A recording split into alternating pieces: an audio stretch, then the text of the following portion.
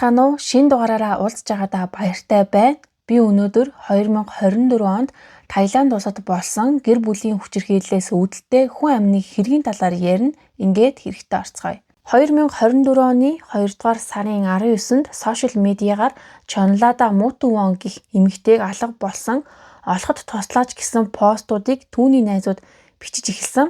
За Чонлада Мутувон буюу ойр дотных нь хүмүүс түүнийг нүүн гэж дууддаг. Нүүн бол сошиал медиа, Instagram, Facebook дээр идэвхтэй байнгын шинэ зураг, бичлэг, постуудыг оруулдаг эмэгтэй. Нүүн алга болдог өдрөө Бангкокт нөхрийнхөө найзуудтай төрсөн өдрийг нь тэмдэглээд шөнийн 1 цагт дуусаад нөхөр Срича Ирактон буюу Той гэж дууддаг. Мөн 2 настай охиныхаа хамтаар Нонтабури дахь гэрлүүгээ цагаан өнгийн суудлын BMW маркийн машинтайгаа хөдөлсөн. Ингэж яваад Нонтабурид нар мандахтаа зэрэгцээд нөхөр Той нь охинтойгоо цагдаагийн газарт алга болсон хүний талаар мэдээлэхээр ирсэн нь тэр нүүн байсан. Тэр нэлээд санаанд зовж сандарсан байдалтай хагасан өдрийн өглөөнөөс орой хүртэл тэдний хооронд ширүүн маргаан өрнөж дараа нь нүүн зам дээр шууд машинаас нь буугаад үлдчихсэн.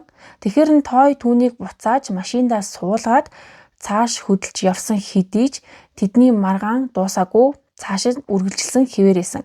Нүүн дахин гэрийнхээ ойролцооноос машинаасаа бууж замын эсрэг тал руу гүйж таксинд суугаад явсан. Той нүүний гар утных нь байршил хамгийн сүүлд Нонтабури буюу тэдний амьдардаг хотоос 178 км-ийн зайтай машинаар 2 цаг 30 минут явж хүрэх өөр нэг хотод зааж байсан талаар мэдүүлсэн. Тэд өмнө нь хэд хэдэн удаа муудалцаж байсан ч нүүн одоогийн шиг ингэж алга болж байгаагүй.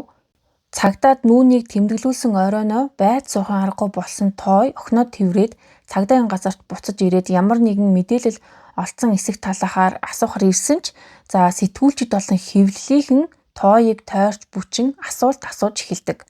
Той хэвлэл мэдээлэлд элдэн далангуй ярьслага өгч нүүнийг олдохгүй байгаад цөхрөнгөө барж буй талаараа мөн 2 настай охин нь тун хэцүү байдалд байгаа учраас ээж хүнийхээ үүргийг биелүүлж охин дээрээ буцаж ирэхийг хүсэж хоорондоо хийсэн хэрүүл маргаандаа ч уушлал гуйдаг.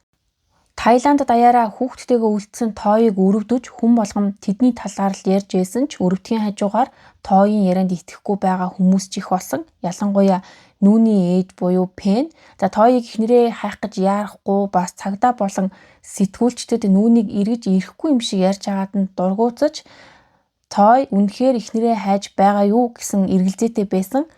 Пен хүргэн Той нь охинд нь хэрхэн гэр бүлийн хүчирхийлэлд үйлдэж байсан талаар нүүний найзуудаас мэдээд бүр шоконд ордог. Нүүн 3 жилийн өмнө Тойг өөрт нь гар хүрсэн тухай цогдоод гомдол гаргаж байсан. Мөн охиныхоо найзууд нь бүр аимшигтай зүйлийг хэлсэн. Энэ нь нэг удаагийн үйл явдал биш. Олон удаа зодож, хоолойг нь багалзуурдаж, нүүрэн дээр нь дэвсэлж хүчирхийлдэг байсныг л мэдсэн.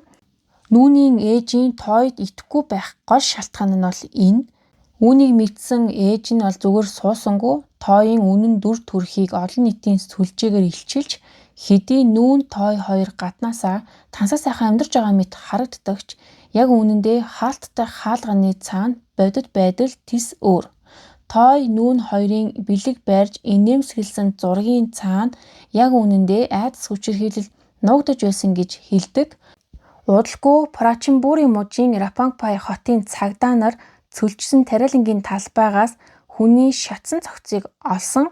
Цогцос олдсон газар нь нүүний байршлыг хамгийн сүүлд зааж исэн газартаа тохирч цагдаа нар бол тэр даруй 2 дугаар сарын 20-нд Прачинбури руу явж тариалангийн талбайгаас шатсан цогцыг тээвэрлэн авч ирсэн. Махан бие нь юучгүй шатсан тул цогцоос хэн гэдгийг танигдахааргүй хэдий ч цагдаа нар хэн болохыг нь илрүүлэх хэд хэдэн чухал нотлох баримтуудыг олж чадсан. Хэргийн газраас нүүний хувийн эд зүйс тэр дундаа алтан бөгж бугуйчин гал шаталгүй үлдсэн нь олдсон. Ясны үлдэгдлээс нь ч мөн ДНХ-г нь илрүүлсэн. Нүүний эцэг их найз нөхд нь мэдээж Тойн өгсөн мэдүүлэг яг өгсөн ярьцлагатай нь санал нийлэхгүй байсан нь ийхүү илэрхий нотлох баримтаар батлагдсан. Ийхүү Той гим зэмгүй эхнэрээ хайсан нөхрийн дүрээс хэргийн гол сэжигтэн болон хувирдаг. Энэ тухайн мэдээ гарахтаа зэрэгцсэн телевизийн мэдээгээр нэгэн CCTV-ний бичлэг цацагдсан нь нүүнний үхэхээс өмнөх сүүлийн мөч. Нүүн үхэхээс өмнө Бангкокийн нэгэн ресторанд тооёын төрсөн өдрийг тэмдэглэснийхээ дараа Facebook дээр хүрэлцэн ирсэн хүмүүстэй баярлсан талархснаа илэрхийлсэн постын хамт бичлэг нийтэлж шөнийн 1 цагт ресторанаас хөдлөсөн. За хөдлөхдөө бол нүүн тооё хоёр нэлээд согтуу байсан тэд тоогоогүй. Учир нь Бангкокоос Нантапурын хүртэл 20 км-ийн зайтай машинаар 30 минут явдаг. Тэдний 30 минут машинаар явах зам нь 1 цаг 30 минут болж хувирсан нь бичлэгээс харагддаг. За яагаад бүтэн 1 цаг зам дээр саацсан бэ гэвэл шөнийн 1 цаг 50 минутанд тооё нүүнийг толгойг нь дараад үсчихсэн машинаасаа чирээд явган хүний зам дээр авч ирдэг. Зохиж унгасныхаа дараа 10 минутын турш түүний толгой руу дахин өшгөлж гიშгдэг. Нүүн зүгтхийг оролдогч тооё түүнийг барьж аван үргэлжлүүлэн түүн рүү дайрсаар газраас нэг тоосох шиг зүйл олж аван нүүнийг олон удаа хайр найргүй нүдэж эхэлдэг. Дараа нь тооё машин руугаа буцаж яван ээжийг нь үхтлэн зодож байгааг нүдэрээ харж буй хоёрхан настай охиноо авсан. За ийм зүйл өрнөж яхад хажуугаар нь нэгэн залуу явсан ч тэднийг анзаарсангүй. За сүүлд тэр хүн энэ талаар хэлэхдээ тооёыг зүгээр л согтуу ихнэрээ хараад хүүхдээ асраад явж байгаа жирийн л нэг аав гэж харсан гэдгээ хэлсэн. Нүүн тухайн үед ухаан алдаад унчихсан байсан учраас тэр хүн тэгж бодоод тоолгүй явсан байх. Нүүн ихэндээ ухаан алдсан байсан хэдий ч амьд дахин тооёд өстүүлээд машинаасаа бууж ясан нь харагддаг. Цагдаа нар тооёыг гэртээ очсныхаа дараа ч гэсэн энэ хүчирхийллээ үргэлжлүүлж нүүн нас барсан гэж сэжгэлдэг. Мөрдөн байцаагчид нүүний задуулж ясан газрыг шалгахад явган хүний зам дагуу мөн тэдний гэрээс цус олдож хэрцгий зодуураас үүдсэн аллах босно нь ойлгомжтой. Мөрдөн байцаалт эрчимтэй үргэлжилж тооёыг тэр даруй баривчилж байцаахад гарах гарцгүй нотлох баримт цугларсан учраас эхнэрийнхээ амь насанд хүрсэн хэрэгээ хүлээсэн.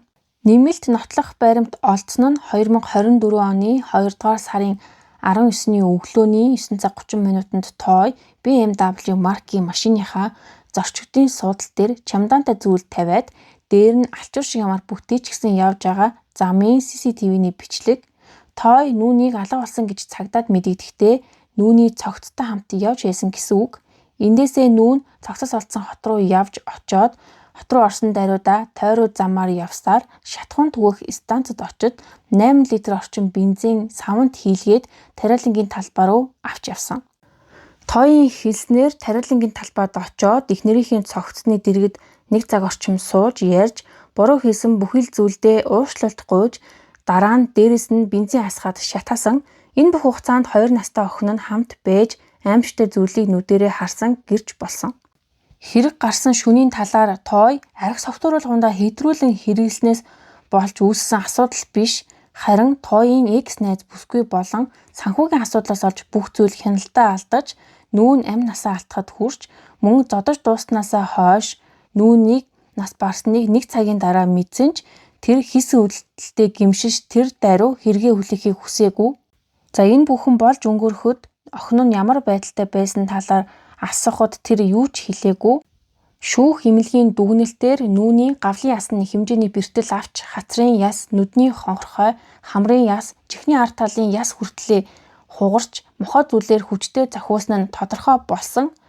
За энэ хэмжээний гэмтлийг авч байх үедээ нүүн бол бүр маш аимшигтай өвдөлтийг мэдэрч байсан байж таараа хэдий тэр үхсэн ч ярьж чадахгүй ч гэсэн авсан гэмтэл нь түүний өмнөөс хэлж өгчээсэн.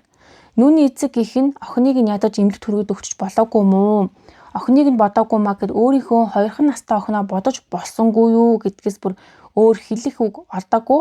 За энэ аимшигтай хэргийг үйлдсэн хүн ямар хэмжээний ял авах нь бол ойлгомжтой. Магадгүй түүнийг зам дээр зодуулж ахт нь хажуугаар өнгөрсөн залуу жоохон соргог, жоохон сэрэмжтэй байсан бол нүүн амь насаа алдахгүй байх боломжтой ч байсан байж магадгүй хэрвээ таны эргэн тойронд хүчирхийлэлд өртөж байгаа хүн байвал биеэрээ очиод тусалдгүй маа гэхэд ядаж цагдаад өгдөг байгаарай. За өнөөдрийн дугаарыг энэ хүртэл сонссон та нартай бүр маш их баярлалаа. Дараагийн дугаараар дахин уулзтлаа. Түр баяртай.